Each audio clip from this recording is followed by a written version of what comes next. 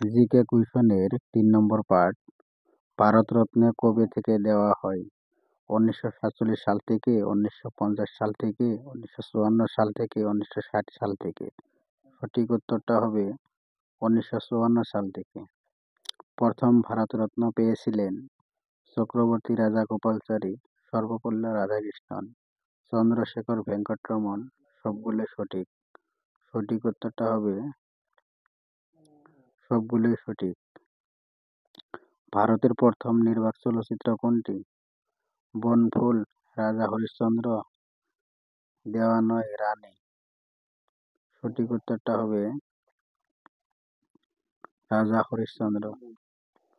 পরের প্রশ্ন, রাজা হরিশ্চন্দ্র কে নির্মাণ করেন? সত্যজিৎ রায়, ঋষিকেশ মুখার্জি, ভানু আথাইয়া, দাদা সাহেব ফালকে। সঠিক উত্তরটা হবে দাদা সাহেব ফালকে। ২৫ নম্বর প্রশ্ন, ভারতীয় সিনেমার জনক কাকে বলা হয়?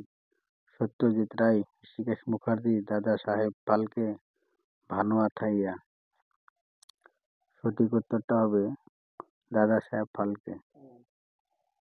পরের প্রশ্ন, ভারতের প্রথম সবাক চলচ্চিত্র কোনটি? মাদার ইন্ডিয়া, রাজা হরিশ্চন্দ্র, বোম্বে, আলম আরা। সঠিক উত্তরটা হবে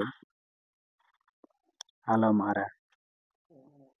পরের প্রশ্ন, আলম আরা চলচ্চিত্র কে নির্মাণ করেন? ভানু আথাইয়া, দাদা সাহেব ফালকে, আর দেশি ইরানি, সত্যজিৎ রায়। সঠিক অ্যান্সারটা হবে আর দেশি ইরানি। ভারতীয় ফুটবলের জন্য কাকে বলা হয়? গুষ্ট পাল, নাগেন্দ্র প্রসাদ সর্বাধিকারী, রঞ্জিত সিং, বাইচুং ভুটিয়া। সঠিক উত্তরটা হবে নগেন্দ্র প্রসাদ সর্বাধিকারী। ভারতীয় ক্রিকেটের জন্য কাকে বলা হয়? সুনীল গাভাস্কার, সচিন তেন্ডুলকর, রঞ্জিত সিং, মহেন্দ্র অমরনাথ। সঠিক উত্তরটা হবে রঞ্জিত সিং। ভারতের সর্বশ্রেষ্ঠ সামরিক পুরস্কার কোনটি? পরমবীর চক্র, মহাবীর চক্র, পদ্মভূষণ, পদ্মশ্রী।